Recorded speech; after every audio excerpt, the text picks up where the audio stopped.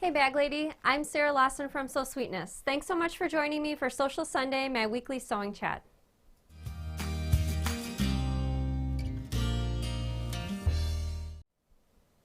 Hey everyone, thanks so much for joining me, especially on Super Bowl Sunday. Thanks for taking the time out of your day, and especially to those that are watching after the show goes live, thanks for fitting me in during your work day. All right, so today I'm going to be talking about a few things. First, I wanted to say that I think the sickness has started coming into our household.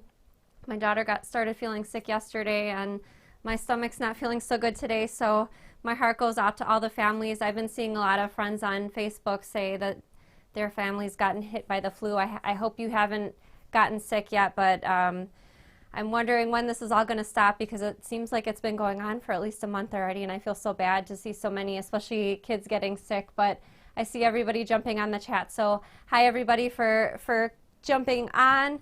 I have a lot of things to show you and talk to you about sewing related today, but I want to start off by saying that all the things that I'm talking about tonight I have linked in the description, so if you're interested in finding more about anything like the fabric or the notions, just click on the link in the description and it'll take you to that item and you can find out more about it. So as always, kicking off the chat, I'm talking about my notion of the week, and that's my pinking shears. So I'm using the Fiskars brand pinking shears, and if you're not familiar with what these do, the blades on these scissors have sort of a V shape to them.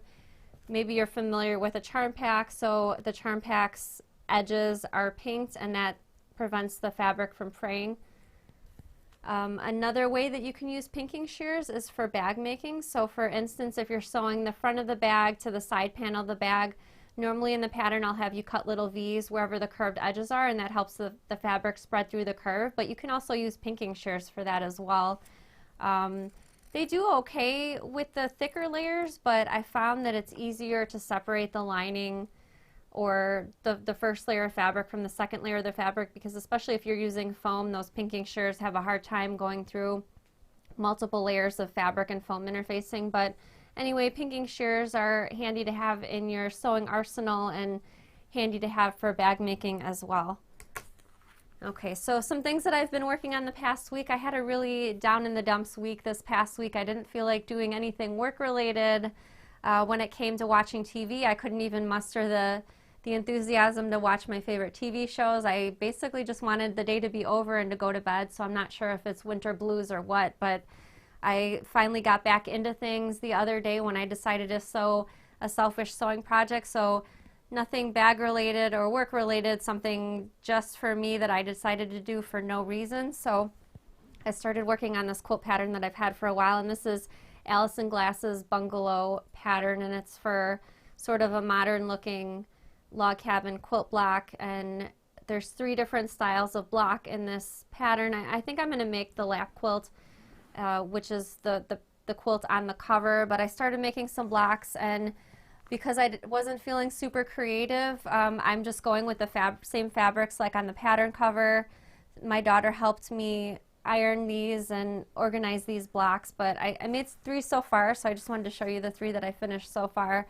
But I had a lot of fun making these. They're really quick and easy, and these are 16-inch blocks, so I'm only going to need 12 blocks to finish the quilt, so I'm really excited about getting this one done. And the fabrics for these are by Allison Glass also, and they're from her Insignia fabric line, so looking forward to finishing that quilt top this week. And I'm just going to quilt it like on the pattern cover with some straight line quilting, so nice and easy all around, and excited to have another quilt project that I'm working on.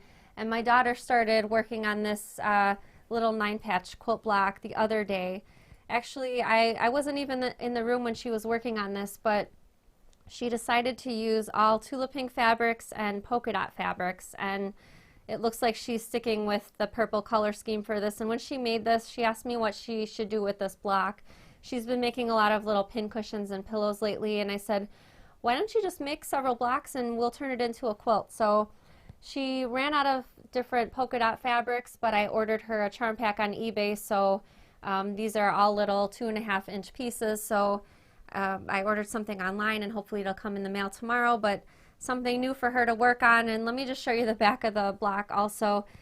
Because I wasn't in the room, I couldn't remind her about pressing the seams in her rows before she attached them, so some of them got a little twisted, which I've done myself as well, but she got the seams and the finished block done okay, seams open. But anyway, she's 9 years old, so this is a great start on her first quilt, and I'm excited to see some of the other blocks that she finishes. All right, besides those two quilt-related things, I wanted to tell you about a swap that's going on for the Minikins. So my friend Reese, her website is called Happy O Copy, and the link to her website will be in the description, but she's hosting a Minikin swap on Instagram. So if you're an Instagram user and are interested in participating in this swap, go to Reese's website, you'll fill in a short questionnaire, and she'll be pairing up partners. And if you're not familiar with a swap or haven't done one before, usually the host uses some of your information that you filled out to find a suitable partner for you. You make a project from one of the Minikins to send to your partner based on their likes. So for example, if you see on Instagram that they love red fabric, you might want to make something in red fabric for them. And a lot of times people send extras like candy or a mini quilt or something else that they've made. So it's just a fun event to meet new people. And again, it's on Reese's website, which is Happy O Copy. The link's in the description. If you have any questions for Reese about the swap, you can ask her, and her contact information is on her website as well. I have a question for you, and let me know in the comments, but have you participated in a swap before, either in real life or online? Let me know either yes or no. I know I see a lot of swaps going on Instagram, and years ago I saw a bunch on the website Flickr. I haven't personally participated in any for a handmade item, but I have participated in swaps for exchanging charm squares and layer cake squares. So it's always fun to participate in something like that, because you always meet somebody new, and just seeing the collection of projects that people turn in are sort of jaw-dropping. I feel like most of the people go above and beyond in making their swap projects, and it's really cool to see projects that people make for somebody as a secret gift. So anyway, that's the Minikins swap hosted by Happy O Copy. Okay, another Minikins thing to talk about. Last month for January, the Minikins challenge was for the I Spy pouch, and the February challenge is for the cotton candy pouch. So if you have the Minikins pattern and you've either made a cotton candy pouch already, or you plan to make one in the month of February, all you need to do to enter the challenge is to take a photo of your project and post it on my website. The link's in the description for that particular blog post, but just post your photo. I just need your email address, and there will be a random winner at the end of February that will win a $100 gift certificate to my website, which you can use on cork, videos, patterns, whatever you want. So it's really easy to enter for things you might be sewing anyway. And again, the February challenge is for the cotton candy pouch. Okay, so my fabric of the week that I wanted to show you is Minky Dimple Dot fabrics, and let me show you in the close-up the swatch card that I bought a couple years ago from Hawthorne Threads. So this is all these colors of Dimple Dot that they stock at Hawthorne Threads, and I really love the Dimple Dot because it's really soft fabric, great for babies, but adults love it as well. And this is just a swatch card that I purchased from them because I wanted to see what all the colors look like in person. And Minky's also available in smooth fabrics. I've seen some designs like chevrons, which are really cool. But anyway, I love using Minky for quilts. I've made 3 Minky quilts so far, and I have one of them right here to show you. Actually, I think it fell off my chair. Yes, it did. I made this for my husband for Christmas a couple years ago, and this is the tessellation quilt pattern by Eyeglass. My husband's going to pop the photo on the screen for you really quick of what the front of my quilt looks like. But in the close-up view, I wanted to show you the back of the quilt because this is quilted to Minky.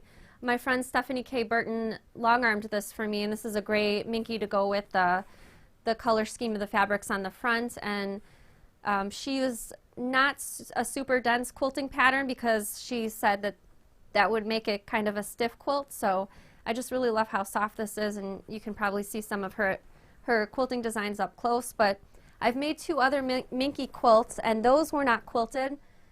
One of the first quilts I ever made was sewn to Minky. I made it using a layer cake pack, and so I just sewed the squares together. When the quilt top was finished, I actually sewed it right sides together to a piece of Minky, left an opening, and then turned it right side out, and I didn't quilt it. I don't know if it's because of static or the weight of the Minky, but the Minky, without being quilted to the quilt top, it sticks really firmly against the fabric, so it's nice. It's actually our favorite quilt to use on our couch, but my daughter's using it right now, and like I mentioned earlier, she's not feeling too well today and yesterday, but I made one for my son as well, and just the Minky quilts feel so soft even when they're not quilted. I guess I'm sort of lazy when it comes to the machine quilting part, so I decided not to quilt those, but they worked out well and they look nice as well anyway, regardless of the fact that I didn't quilt them. But anyway, those are just some of the projects that showing you using the Minky. Again, like I mentioned earlier at the beginning of the chat, thanks so much for joining me, even though this is Super Bowl Sunday. My husband sure must love me a lot because he's missing the game right now, because we usually prep for these live chats an hour beforehand, and then the live chat's usually, you know, sometimes an hour long, and so he's missing pretty much the whole game to help me with this chat. So especially if you're joining me live, thanks so much for spending time with me today. I've been asking lately, and I want you to let me know in the comments, but if you're a bag lady, if you love making bags, or if you're a wannabe bag lady, let me know in the comments and be proud about it. Say, I'm a bag lady. And I love seeing all the bag lady comments come through, and even when the show is not live anymore, I still see the comments coming through from all the bag ladies, and something to be proud of, and I want to spread the bag making love. So let me know in the comments if you're a bag lady. Okay, something that I was slightly nervous to show you about today, but I thought maybe you'd get a kick out of it, maybe you would think it was funny, but I have this thing in my sewing room called my Tula Pink Shrine. And you might know that I have a ton of Tula Pink fabric behind me going up to the ceiling, but I also have sort of what I call my Tula Pink Shrine as well. And let me show you some of those items that are in the shrine. They're kind of goofy, but this is a cookie. This cookie's about 2 years old, and I got this cookie when Tula was teaching. She was giving a lecture at a quilt shop in the Chicago area where I'm from. And I took her to the lecture, and the shop was beautifully set up, and they had lots of goodies and punch for everybody. But they had a bakery make these cookies with Tula Pink's logo. So Tula Pink's my favorite fabric designer, and I saved this cookie. It's not moldy, I promise, but it's probably pretty stale if one were to try to eat it. But I've been saving it, and I'm surprised it didn't break in half. But I've been careful with the cookie. The frosting came off, but it still looks pretty good like when I first got it. But that's probably the goofiest item in my Tula Pink Shrine collection, but I wanted to show you some of my other stuff that I've been collecting. When Tula Pink does some of her trade shows in our industry are every May and October, and a few years ago when Tula Pink had her Elizabeth fabric line, she came out with a deck of playing cards, and they were hand numbered and signed by Tula. I don't know if you can see, yeah, from that angle, I think you can see it pretty good. So anyway, I brought home these playing cards from that one time at Quilt Market, and I came home and I didn't unpack my suitcase, and I remember going out to the grocery store, and my daughter had all these playing cards out and on the floor, and I almost had a heart attack. I think I opened the door, I saw the cards on the floor, and I was like, what are you doing with my cards? And she's like, oh, let's play a card game. And I said, no, those cards are not for playing with. Those are just for looking at. And she probably thought I was crazy, but this is some of Tula's beautiful artwork on the cards. And yeah, it probably makes me look insane to be saving these cards to never be used. But anyway, part of the shrine. All right, so some other things that I've got. Tula usually has some sort of limited edition item. These pins were to commemorate her Slow and Steady fabric line, her 20th fabric collection. Again, the hand numbered and the signature on the bottom. I probably won't ever use these. I'll probably just always keep these in the pack, but they're really cool to have and look at. I have a Tula Pink crossword puzzle book, which I found a few years ago on Amazon, but it's got Tula Pink's artwork on the cover. This is from her Birds and the Bees fabric line, and I noticed when we were prepping for the chat that a few years ago one of my children must have started one of the crossword puzzles. That's okay, I'll pretend that's not in there. I've got some bits of Tula Pink hardware. I have extra hardware, but these are extras that stay in the package because I'm insane. And here's a Tula Pink. This is a gigantic embroidered patch, and this is for her All Stars fabric line, again with the signature in the corner. And last but not least, I found these shoes on eBay a couple years ago. I wasn't looking for shoes, I was looking for Tula Pink fabric on eBay, something out of print. And I happened upon these shoes, and they do happen to be my size, but when I first saw these, I thought these were knockoffs, but they are in fact legit Ked shoes. And these have Tula's fabric designs on them. And one thing I realized when we were going through our home renovations last year was that I was saving an awful lot of stuff and never using it, fabric and other things. And I realized that what joy can you get out of things that you just save and you never use. And so I've decided that I'm going to start wearing these shoes this year. I mean, they're brand new, but I'm going to break them in, and I'm excited to be wearing them this spring. But anyway, the shoes round out my Tula Pink shrine. But anyway, these are some of my crazy things that I've been collecting. Tula and I are friends, but I don't know. Hopefully she doesn't watch this. I know she's out of the country right now. Hopefully she doesn't think I'm a weirdo for collecting all these things about her, you know, especially the cards that will never be played with. But anyway, just some things that I've been collecting. I'm sure everybody has their famous person. Maybe it's a musician or an actor or actress that they like to collect things for, posters and other things. But Tula Pink's just my thing for collecting weird things. But anyway, I'm glad I got to share that with you. I see Terry had a question for me. Do you keep your t-shirt with the Tula Pink design in the shrine? Good question, Terry. I have a gray t-shirt with a pink Tula Pink frog on it, the same frog that was on that patch. I actually do wear that one, so yeah, that's not part of the shrine. I get a lot of use out of that one. And I have a couple Tula Pink hoodies as well. I do wear those constantly. I have a black one and a turquoise one, so good question. All right, so let me get over to the book review for the week. I'm going to step over here to the table over here where I've got my book ready. But the book review for this week is called Little Quilts by Sarah Filkey and Amy Lapsiger. And I've had this book for a couple years, but I pulled it out when I was making those 16-inch quilt blocks that I showed you at the beginning of the show. I realized that I need to make a selfish sewing project every once in a while just to keep myself motivated. So I pulled this book out, and I figured next week I'll make a project from it, but I just wanted to show you some of the quilt patterns in the book, and they're all for really small quilts, like mini quilts that you can display on a wall. So here's all the quilts in small pictures, table of contents. But let me show you the projects, and I'll show you which project I'm going to make first from this book. But it's just a selection of projects. This is great for scrap busting. Perhaps you've made a bag and you have little bits of fabric left over from the bag. Any of these in the book would be great for that. And again, if you're interested in finding out more about the book, the link's in the description, and you can find it on Amazon. Okay, we're getting close to my favorite quilt in the book. And there's a wide range of projects. There's some just traditional piecing, there's applique, there's foundation paper piecing, which I love. Okay, let me pop over to my favorite. Oh, I love that one too.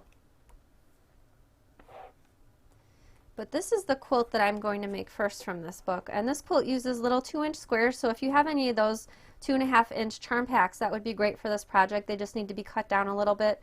These fans are foundation paper piecing. If you'll notice, there's some rickrack in here too. I love that this is a curved mini quilt. I love this curved binding, so this is the one that I'm going to make first, and I'm really excited about it. And it should be really quick to make too, and it finishes as 16.5 by 20.5, so not tiny. Good sized quilt. I love this one as well. It's got the bee embroidery on top of the pieced hexagons. Alright, so lots of cute books. I have a lot of cute books in my stash, but this is the one I'm going to use next, and like I said, I'll show you that mini quilt when I finish it. Okay, so I have a question for you. Let me know in the comments, but have you made a mini quilt before? Just let me know yes or no. I've made some in the past, but I actually don't have any on my walls currently, so I'll have to solve that and get that first quilt from that Little Quilts book finished. I also have another request for you. If you enjoy my Social Sunday videos, please hit the share button on Facebook or if you're on YouTube, hit like, comment, or subscribe. Please feel free to share these videos with your other sewing friends, especially if you're on Facebook, and we'll share the bag making love. So we debuted a new product this past Tuesday. In case you haven't seen it, it's for my new Cork Club. So this is the first subscription club that we've ever done for physical products, and it's for 9-inch by 7-inch pieces of cork. We'll be doing 6 months of the shipments for the Cork Club, and also a new video each of the 6 months with a project to make, a small project to make with the 9-inch by 7-inch piece of cork, but I'll let the video explain the program to you. Hey Bag Lady, I'm Sarah Lawson from Sew Sweetness, and I'm really excited to share with you today my new Cork Club.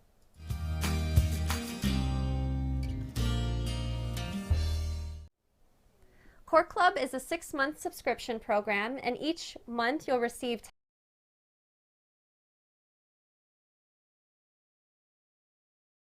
and each month you'll receive 10 pieces of cork, each measuring 9 inches by 7 inches. In addition to the 10 pieces of cork in each month's package, you'll also receive a swatch card. The swatch card will contain the filled-in color names of all 10 pieces of cork that you received in that month's package, and if you'd like to do so, you can snip a little 1-inch square off each piece of cork and glue it to your swatch card. The swatch card is a handy reference tool to have because there's nothing like seeing the actual color of the cork or the design, and you can use the cork swatch card as a reference tool for ordering or reordering cork on my website.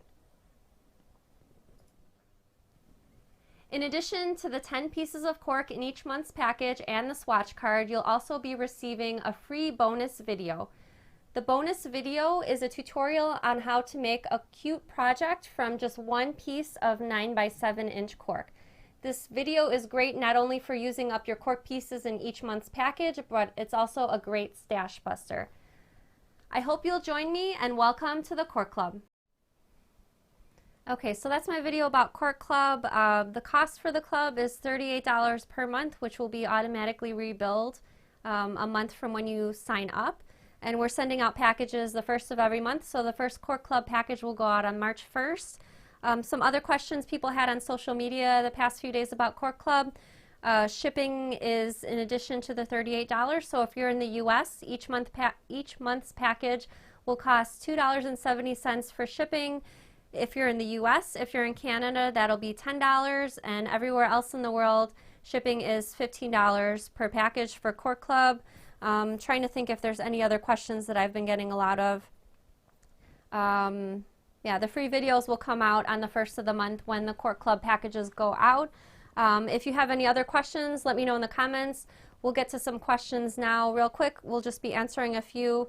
While my husband's getting some of the questions up, I just wanted to let you know that the giveaway winner for last week's giveaway, which was the Betts White prize package, it was a book by Betts White, Betts' llama pom-pom maker, and a set of fat quarters, and the winner for that giveaway was Denise Harris, so congratulations to Denise. I forgot what I was going to say about that, but anyway, congratulations to Denise. We'll answer some questions, and then we'll get to this week's giveaway. Nancy wanted to know, are your new bag patterns out yet? So I think you're referring to our next 4-pack video bundle. We're shooting for about the middle of February for the next 4-pack video bundle, and that is for 4 PDF patterns and 4 new videos, and of course these can be purchased separately as well. But the projects for the 4 are the airplane bag, the Crimson and Clover train cases, my new Renegade bag, which I showed a couple weeks ago on Social Sunday and on social media, and the Ansel camera bag. So those are the 4 projects, and we've already shot the airplane bag video. This week we'll be shooting maybe 1 or 2 more videos, and we'll be finishing up next week and hope to post that soon. But I'll be talking about that on future Social Sunday when we have that ready. All right, let's see if there's any more questions coming through. Oh, I also wanted to let you know, Haley says, how do you hang your mini quilts? Before we remodeled, I just used to use a thumbtack, but I know some people use like a hanging sleeve on the back of their quilt, so I'm not sure what I'll use. We had everything painted, so I'll have to come up with a new system for hanging the mini quilts, maybe not the thumbtacks.